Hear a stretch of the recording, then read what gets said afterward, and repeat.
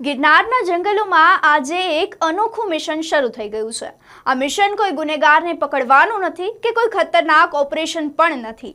અહીં તો ગણતરી થઈ રહી છે જંગલના રહેવાસીઓની। હા, ગિરનારના ચિતલ, સાબર, નીલગાય, ચિકારા અને સહિત અન્ય જંગલી સુવરો જેવા તૃણાહારી પ્રાણીઓની વસ્તી ગણતરી શરૂ થઈ ચૂકી છે। જૂનાગઢ વન વિભાગના લગભગ 150થી વધુ અધિકારીઓ, ટ્રેકરો અને કર્મચારીઓ 2 દિવસ સુધી હવે ગહન જંગલોમાં ફરશે અને આધુનિક ટેકનોલોજીની મદદથી આ પ્રાણીઓની સંખ્યા નોંધશે।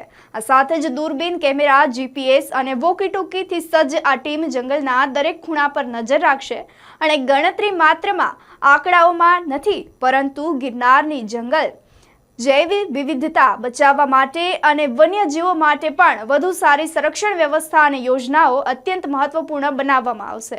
વન વિભાગે પ્રવાસીઓ અને સ્થાનિક લોકોને પણ અપીલ કરી છે કે આ દરમિયાન જંગલમાં વસતા પ્રાણીઓને કોઈ પણ પ્રકારનું ખલેલ ના પહોંચાડવું, કારણ કે ગિરનારનું જંગલ માત્ર પ્રાણીઓનું ઘર નથી, પરંતુ ગુજરાતની કુદરતી ધરોહર છે। આપનું શું માનવું છે? અમને કમેન્ટ કરી ચોક્કસથી જણાવશો। નમસ્કાર।